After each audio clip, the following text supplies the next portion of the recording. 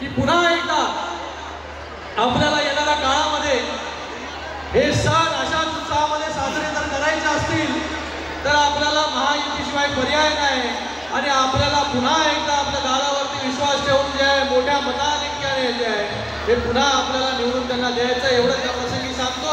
पुन्हा एकदा आपल्या सगळ्यांना या नवरात्र उत्सवाच्या खूप खूप शुभेच्छा देतो। धन्यवाद। जय हिंद, जय महाराष्ट्र।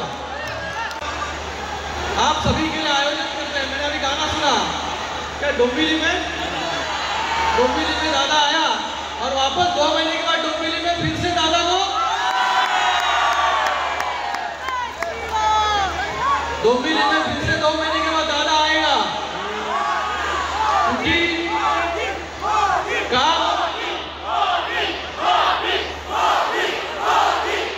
हमारी सरकार जो है इस महाराष्ट्र में काम कर रहे हैं।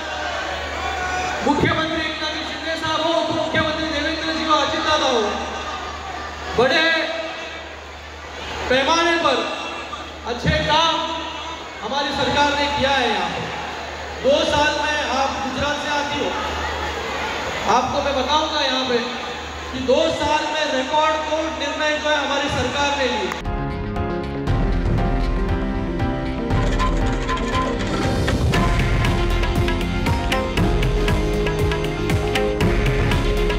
हे आहे देशातील नंबर 1 न्यूज नेटवर्क आणि आपण पाहत आहात TV9 मराठी।